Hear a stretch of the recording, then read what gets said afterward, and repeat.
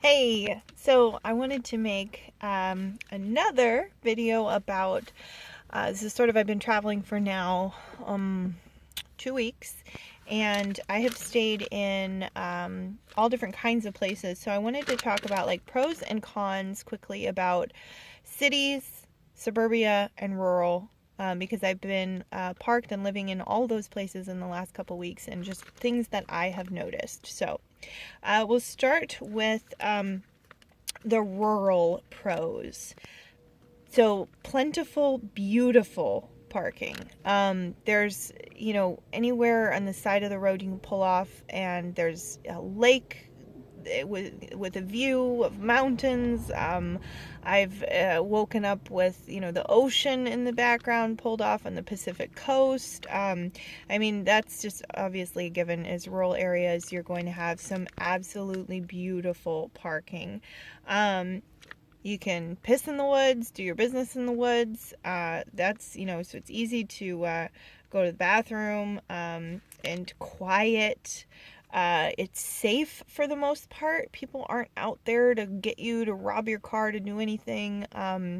It's safe in that sense against other humans, and you're more likely to be targeted for crime by another human than, than a bear, for instance. But that is, on the other hand, you will risk that if you're in bear territory and they smell food in your car, or they're just outside hanging out there. Could be other kinds of animals, anything. So there is that. Cons, though, when it comes to rural parking, would just be like spotty cell service. For those that care, if you want to unplug, that's a pro. But if you're needing to connect with friends, you have people who think you're dead, then that can definitely be a con if you don't have reception and power, obviously. If you have a backup battery, you're great. For me, I have a battery pack, but I try to just use for emergencies. So once the cell runs out, I am offline. The restrooms, they're often just outhouses. I don't mind that at all, but some people might mind that they don't have running water, that you're just doing your business into a toilet. They might have a smell. They usually do have a smell. And there might not be a sink, but that's why I have my spray bottles with me. I have, keep stuff that you can wash up, but oftentimes in rural areas, the bathrooms, even at the parks, it's going to be harder to find running water.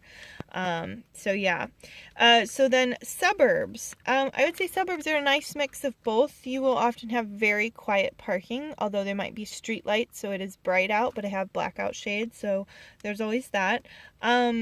Suburbs is the only place I've had a cop run in so far, which I talked about in a previous video, but in a very nice suburb of Seattle, they were just doing a wellness check on me. So actually, I wasn't parked illegally. I was totally fine. They just wanted to make sure that I wasn't somebody that was having some sort of problems, and that it was my personal choice to sleep in the car, and that this was an enjoyable thing for me and not something that I really should have some shelter. So that was great. But the reason, obviously, a cop's going to notice you in a suburbia area is that there are cops there for the first point. In rural areas, there's just not as many.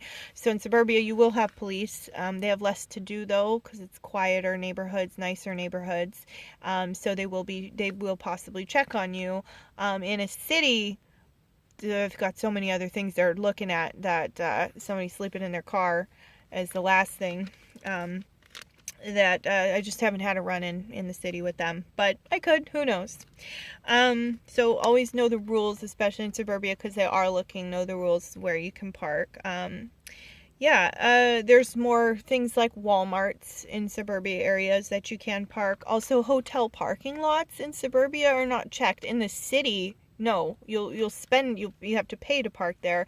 In suburbia, they're free, and if they are a shared parking lot with like a strip mall, which is where I parked at a hotel, they don't do any checks, because you could be somebody for the hotel, you could be somebody shopping. There are some areas that might say hotel parking only, and they do ask for like a license plate. But honestly, if that parking lot's not going to get full that night, there's no employee that's going to go out there and look at every car license plate. Okay, somebody in the comments let me know if that's not true. and your hotel, you do it, but they're just not going to do that. The only reason they do it is because if they are going to be full, and then they want to make sure they have room for customers. But if it's a, middle of the week, they're not getting full, that is not, I just know that's not going to be a problem. It hasn't been for me anyway, and I know a lot of other people living in their cars that they've done this and it's not been a problem.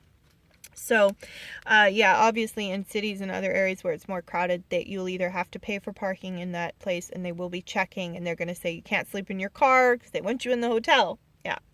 So, yeah. What else? Oh, laundromats are easy to find. I have never been, I've been to like Starbucks there, never been asked to buy anything, just use the Wi-Fi, charge up my devices. That's easy to find. Free parking is abundant in suburbia. Lots of free parking. There's not a lot of restrictions usually. The cons. Well, I already said you might get spotted by locals and police. I said, but by locals you might get more likely to get spotted in suburbia. And if they don't want you there, they'll, call you, ask you to leave, things like that. That hasn't happened to me, but you definitely don't want to be parking in somebody's in front of their house, or if you are parked in a neighborhood, like for instance, I parked in a neighborhood one time in suburbia on a corner lot. So the house, I was on the side of the house, so where they enter through their house was their front yard and their front driveway. I was not parked on that side. I was parked on the side of the house, and I parked there after it had already gotten dark, and then I left first thing in the morning. So just be respectful of people's space, even though that is public space and you have a right to park there. Obviously you don't want any bad run-ins, and give this camping car life community a bad name. In newly developed areas in suburbia, for me, it's harder to find shady parking, and that's just awful for me for sleeping and this car gets hot. And I worry about this car. This is an old car. The last thing I want is to have a whole bunch of sun damage on it. It's in such beautiful, almost like new condition for how old it is. And yeah, shade is really important for me. So to find big shady trees can be hard when it's a newly developed area where they've literally mowed everything down and paved it and put up a suburban oasis, but the trees are new and young and not providing a lot of shade. So that can be hard, a con in suburbia. Also, oh, well, that's it. Let's move on to cities. I'm just reading my notes here. So cities, the pros. I've been in Seattle for like 6 days. I love it here. I absolutely love this city. I'm getting spoiled with the weather, though. It's been so beautiful. But public facilities are plentiful.